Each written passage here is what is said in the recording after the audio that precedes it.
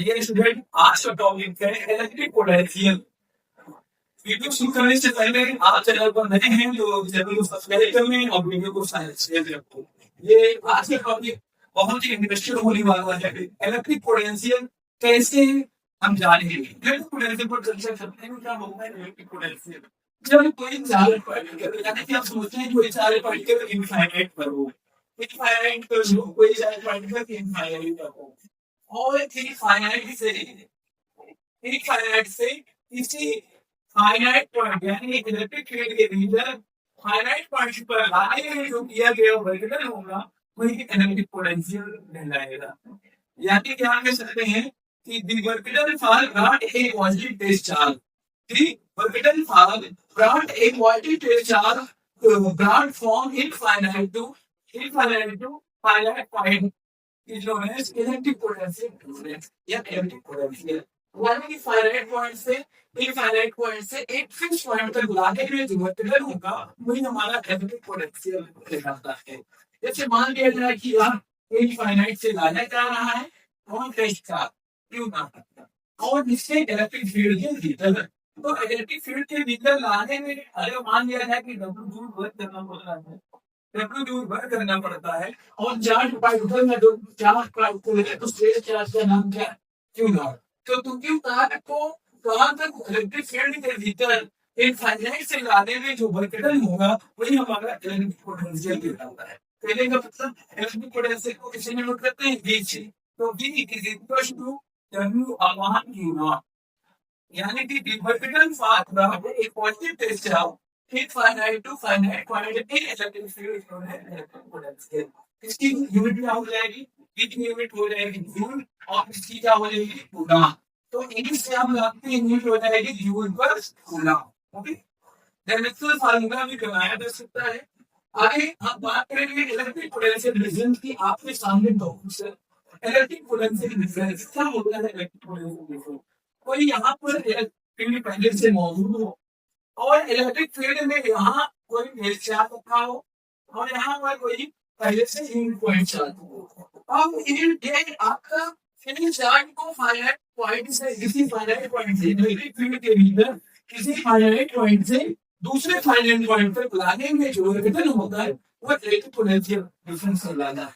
अब एक पॉइंट पर और ए से बी तक मतलब इलेक्ट्रिक फील्ड के भीतर ए से बी तक लाने में यानी कि एक फाइनाइट पॉइंट ए और फाइनाइट पॉइंट बी तक लाने में जो वर्कडन होगा वही हमारा इलेक्ट्रिक पोटेंशियल डिफरेंस कहलाता है। बहुत ही आसान से डेफिनेशन है कि work done for brought a positive test charge a finite point to another finite point in electric field is known as electric potential। इसको भी जानेंगे। मान लिया लाने के लिए दिया गया वर्कडन W हो और टेस्ट चार्ज Q ना हो तो V बराबर W अपॉन Q नॉट। ये भी आपका इलेक्ट्रिक पोटेंशियल डिफरेंस नहीं है, डिफरेंस सेम नहीं है, बस वहां इनफाइनाइट से जाना होता है और यहाँ क्रॉस लाना होता है आपका फाइनाइट से फाइनाइट। ओके, चलिए आगे समझते हैं कि electric potential due two point charge क्या है। राइट ना, बहुत ही आसान सा टॉपिक है electric potential due two point charge. देखिए टॉपिक आपके है वीडियो हिस्ट्री पर करने का, अगर वीडियो सुन रहे हैं तो देख ओके। आगे चलते हैं। कोई तेज चार्ज है, तेज चार्ज है आपका क्यू नॉट। अब क्यू नॉट इनफाइनाइट पर है और इनफाइनाइट से फाइनाइट पॉइंट पी तक, यानी कि यहाँ पर एक पॉइंट पी मान लेंगे इसके बीच की दूरी आर है, तो पॉइंट पी तक लाने में जो वर्कडन होगा हमारा तो यहाँ आपको एक क्लियर करना पड़ेगा। ये आपका ये जो पॉइंट है ये पॉइंट पी, आप पॉइंट पी पर हमें इलेक्ट्रिक पोटेंशियल फाइंड करना है। सबसे पहले आधार लेंगे प्लस क्यू चार्ज को कहां से ए से बी तक लाने में वर्कडन। तो आप लिख सकते हैं वर्कडन फॉर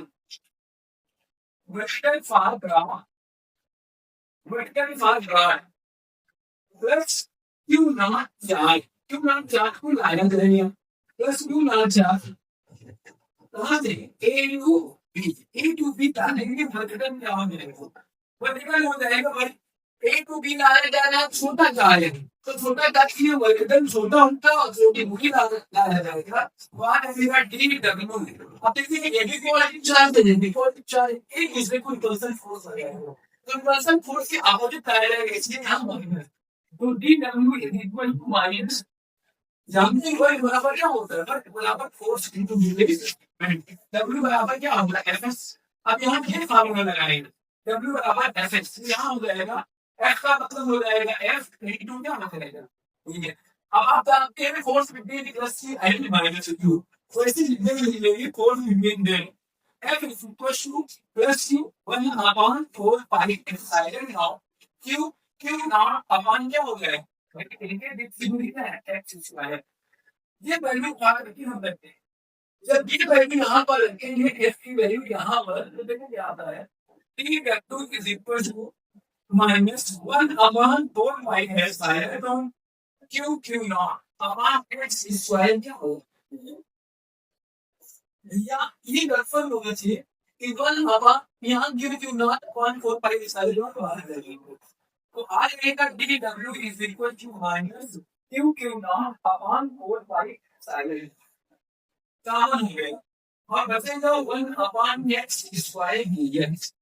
अब आप क्या करेंगे, टोटल वर्क डन कहां से कहां तक, total work done plus Q charge point D, तो प्लस क्यू पॉइंट डी को लाने में जो वर्क डन होगा वो क्या हो, तो आप यहाँ समझदारी से समझिएगा, आप क्या करेंगे टोटल वर्क डन डब्ल्यू बराबर इंटीग्रेशन बन जाएगा, डब्ल्यू बराबर इंटीग्रेशन क्या बनेगा, इंटीग्रेशन कहां से कहां तक, इनफाइनाइट से आर तक, कहां से इनफाइनाइट से कहां तक लाना है आर तक, तो आ जाएगा minus Q Q naught upon 4 pi epsilon naught 1 upon X square DX. देखो ये कांस्टेंट है, ये बाहर कर लिया जाएगा, तो चलो कांस्टेंट है बाहर करेंगे, तो आएगा तो ध्यान देंगे यहाँ आ गया W is equal to minus Q Q naught upon 4 pi epsilon naught common हो जाएगा, ये इंटीग्रेशन इनफाइनाइट से कहां तक आ जाएगा x की पावर माइनस 2 dx, तो आ जाएगा w is equal to minus Q Q naught 4 pi epsilon naught हो जाएगा, इसका डिफरेंशिएशन करेंगे तो integration minus 2 plus 1 minus 2 plus 1, आप अच्छे से जानते हैं कि इसका इंटीग्रेशन क्या होता है, वही फार्मूला लगेगा x की power n plus 1 upon n plus 1, तो आ जाएगा इनफाइनाइट से कहां तक आ, उसको सॉल्व करेंगे, तो सॉल्व करने पर इसमें minus 2 plus 1 minus 2 plus 1 minus minus क्या हो जाएगा प्लस, तो w बराबर Q Q naught upon 4 pi epsilon, clear है। हां चलिए आप क्या करेंगे, यहाँ हो जाएगा 1 अपॉन x, कहां तक इनफाइनाइट से आ, आप बातें आपको जहां तक क्लियर हो गई हो वो आगे जब आगे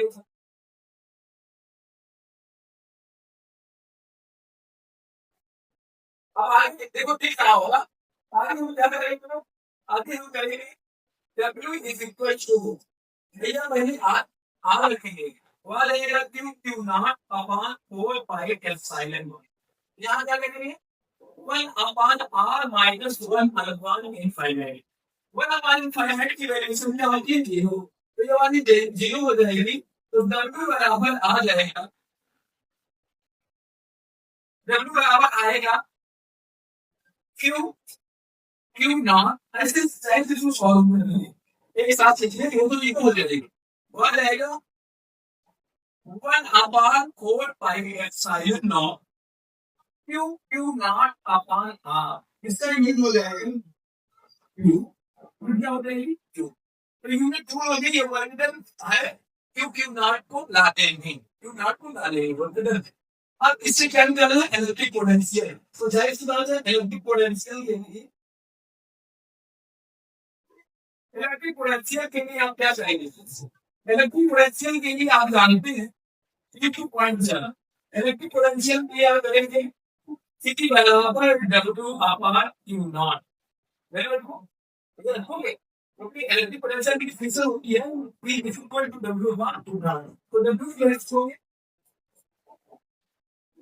1 upon 4 pi epsilon naught q naught upon r square है। r लंबा स्वयं है एवं r है।